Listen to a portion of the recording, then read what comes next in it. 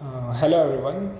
In this lecture we are going to see something called pipeline performance matrix. Okay, and back then in previous lecture we had seen something called phase time diagram, right? And we are understood that using a pipeline we can improve the performance. Okay, and we are also seeing the formula also, right? We are understood that there is a difference, huge difference with and without a pipeline. Okay, this is the formula we had seen with pipelining, and this is the formula we had seen without pipelining, and we analyzed that there is a huge difference between the time taken between a pipelining and without a pipelining. And now in this lecture we are going to further analyze about the pipelining technique, okay, using some performance metrics. Okay, that is two of them is speed up and efficiency. Okay, so we will see this. So for first I will talk about efficiency. Okay, so using this particular phase time diagram I will show you how we can analyze the efficiency of a pipeline, right? So back then we are taken till 7 instruction, right, in phase time diagram. Okay, so this time what I will do is I will try to fill this entire phase time diagram. Okay, for that I will take till 9 instructions. Okay, so why I am taking till 9 instruction, because till 9 instruction it will utilize this complete clock cycle, right, this 12 clock cycle. So I will fill it, then I will explain, we will further do the analysis. Fine. Now what is the main aim of our pipeline? Okay, we had seen this thing. So you can see clearly that I had filled all this particular slot. Okay, back then I had already so here I had completed till 9, see, till 12 clock cycle I had completed. Back then I had completed till 7 clock cycle, right, just for explanation purpose. Now in this I had completed this totally this till 12 clock cycle I completed the phase time diagram. Okay, for that 9 instruction was required, right, to complete the total. See, this is already calculated, that's why I know that for 12 clock cycle it will take till 9 instructions, right? So you can see till 9 instruction it is coming out at 12th clock cycle, right? So I can't add more. If I add I10 also, then what will happen, I had to add one more clock cycle. That is not my intention, because I need till I had restricted till 12 clock cycle only. That's why I am sticking with 9 instruction. Fine. Now you can observe one thing. I had already told you that for I1, see, for first instruction to come out it had taken 4 clock cycle. Can you observe?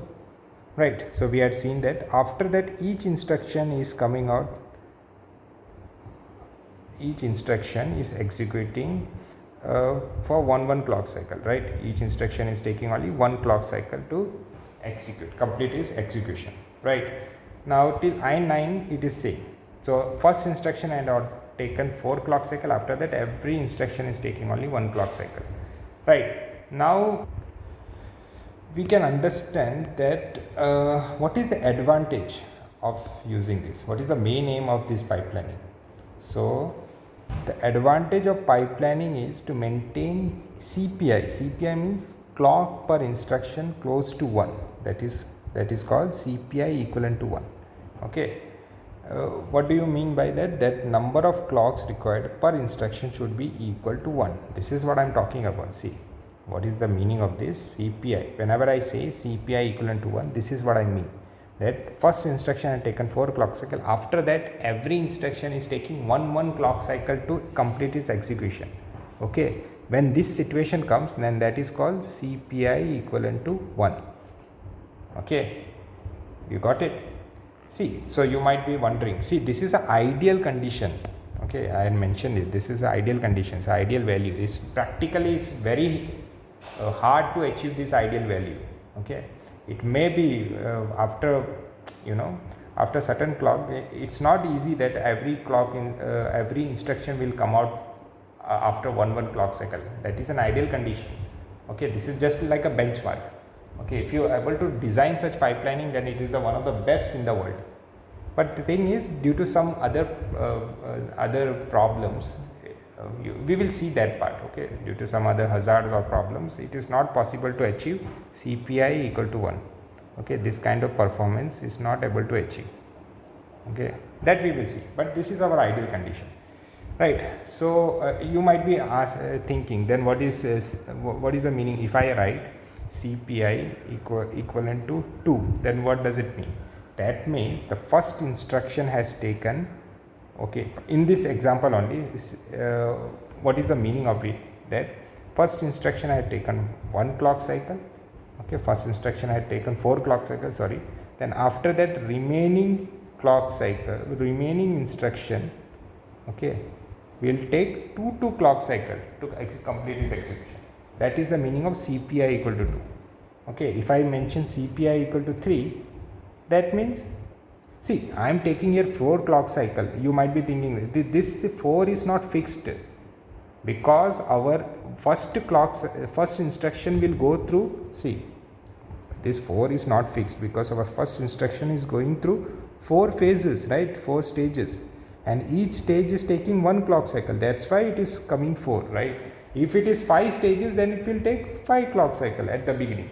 It will go through all the phases, right, at the beginning. So every stage is taking 1 clock cycle. That's why at the beginning it will take that thing. And after that, what? That is decided by CPI. So if I CPI is 3, that means first clock cycle, first instruction I taken 4 clock cycle. After that, remaining instruction is taking 3 clock cycle. That is the meaning of it, to complete its execution. Okay, so you understood. That is why I am telling that CPI equivalent to 1 is one of the ideal condition, very optimal. Okay, that is very impossible. I am not telling impossible, but it is very not that practical to achieve that performance. Fine. So this is one way. Whenever I give CPI equal to 1, this is what we understood, right? That we had seen. Now, there is another way to analyze performance measure. That means if I say CPI equivalent to 1, then there is one more way to analyze it. What does it mean is, for example, I can consider that one instruction I has taken 1 clock cycle. Okay, 1 clock cycle. Then see, we can clearly know 1 clock means, what is the formula? Time period is equal to 1 upon frequency, right? So I can clearly write it as 1 upon f seconds, right? 1 clock as 1 upon f second, right? So if I want to measure if I want to analyze the performance, I can say one more thing, that in 1 second, with this formula I can derive one thing, that within 1 second I can execute, in 1 second I can execute I means instruction, right? F instructions.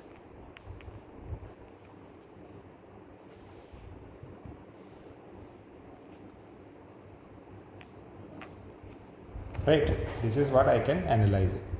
So what I done is, see, one instruction is with suppose one instruction takes 1 clock cycle. Okay, see, what I am talking about is, whenever I talk about CPI equal to 1, right, there is one way to analyze is this, that after 4 clock cycle, 1 clock cycle, every instruction is coming out for 1 clock cycle, right? Now another way to analyze it, that suppose one instruction is taking 1 clock cycle, okay, then that instruction will take 1 upon f seconds, right, using this formula, right? Then what I can analyze it, that within 1 second I can execute up to f instruction. That is the meaning of this. Is also one kind of performance measure of pipelining, that within 1 second I can execute up to f instruction. So this is also one kind of analysis. That is what I mean, right? So it gives you data that within 1 second how many instruction can be executed. That is also one kind of performance measure. So how I calculate it? Because using CPI equal to 1. So whenever I say that my CPI is equivalent to 1, what does it mean? That within 1 second I can execute up to f instruction. Okay, so that is the correlation. Okay, this is one kind of analysis, right? Okay, now we will talk about something called efficiency. Okay, your efficiency is the or utilization. Okay, both are same name, and efficiency is denoted by something called eta. Okay, it is called eta. This symbol is denoted by eta. Okay, now if you want to understand this, we will go to the time phase time diagram. So here you can understand I was talking about 9 instruction, right? Here we have a 9 instructions, right? So whenever I am talking about efficiency, we generally talk about given a load. So given a 9 instruction, what I mean is given a 9 instruction, what is my efficiency? Okay, that is how I have to calculate. So here I am in this my phase time diagram I had mentioned only 9 instruction. So this is how we will talk about efficiency. Or given 100 instruction, what is my efficiency? Okay, so this is how we calculate efficiency. Are you getting it? Okay, so now here we will see for 9 instruction, right? We will see for 9 instruction. Now to understand this, we have to understand this formula. So what is the formula for efficiency is how many slots we can use, right? Out of total slots. So how many total slots are there? How can you calculate? So how can you calculate total total number of slots? So you can easily see 12 columns are there, right? And 4 rows are there. So you can directly use that matrix formula. 12 into 4, that is a total slots available, right? So we will put here total slots would be how much? 12 into 4, right? And how many slots we can use means how many slots we are utilizing out of 12 into 4. Out of total slot, how many we are utilizing? So if we see, then we can if you further calculate, then we can see 12 into 4 is how much? 48, right? Okay, so how many slots we are using? So using means this is what we are utilizing, right? This all part, whatever the part we are utilizing, that is what I am talking about. This is the part we are utilizing, this all part. Okay, and can you see the remaining empty spaces? These are the slots which we are not utilizing it. So how many empty spaces are there? 1 2 3 4 5 1 2 3 4 5 6. Here 1 2 3 4 5 6, right? So 6 6 12, right? So out of 12, if you minus 48 minus 12, how much? So we will get the total slot we are utilizing. Means if you do if you calculate 48 minus 12, then how much we will get? 36, right? So 36 divided by 48. So 36 is the slot which we are utilizing out of total slot, which is 48. So that is the efficiency we will get. Getting it? This is the efficiency we will get, right? If you want, you can calculate it further also. 12 3s are 36, right? 12 4s are, so it would be 3 upon 4. That would be the answer, right? So this is how we calculate the efficiency of a pipeline. So in this topic, we can ask one question like given a load, or given a load. Load means given a load.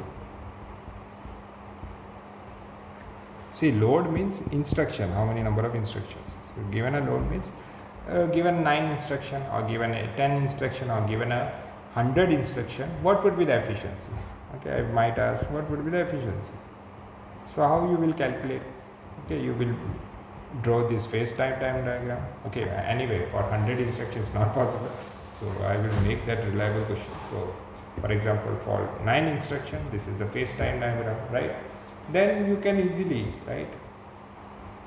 Okay, for 100 also is possible, you can directly, right? Anyway, so for 9 instruction, you can see how I created the phase time diagram, right? And then after that, you can write this formula, and then you can calculate out of total slot, how many slots we are using it directly by formula, and you can calculate the efficiency. So anyway, this is one way to ask the questions. right? Now we will see the next performance matrix, that is called speed up. We have one more performance matrix, that is something called speed up. I think, yeah, here. Okay, this part. So we will see this performance matrix. Okay, so what is speed up and everything we are going to see now.